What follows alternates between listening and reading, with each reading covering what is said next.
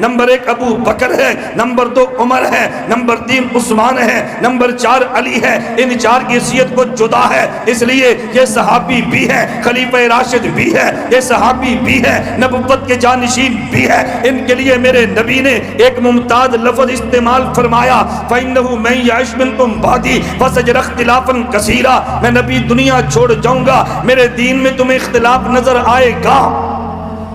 میں دنیا چھوڑ جاؤں گا، تمہیں دین میں اختلاف نظر، آپ یہی پریشانی ہے نا آج، مولوی صاحب کی کریے بڑا اختلاف ہے، کوئی مولوی کچھ جاندے رہتے، کوئی کچھ جاندے، کوئی اے آندے تے کوئی او آندے، اسی کتے جائیے ان پڑھ بندے ہیں۔ میں نے کہا تو ایڈا بھی ان پڑھ نہیں جنہ تو سمجھنا ہے۔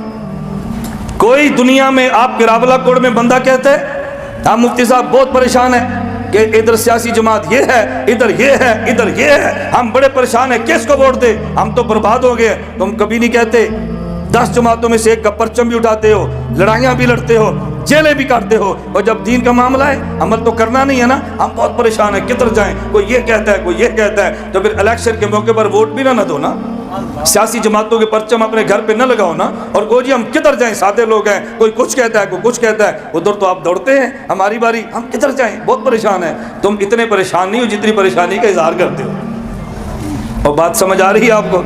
اتنے سادے نہ بنا کرو، اور ہم سمجھتے ہیں اصل مسئلہ کیا ہے۔ میں بات سمجھانے لگا ہوں، اللہ کے نبی نے فرمایا کہ دین میں اختلاف ہوگا، دین میں اختلاف ہونا ہے۔ اب اختلاف کا حل کیا ہے؟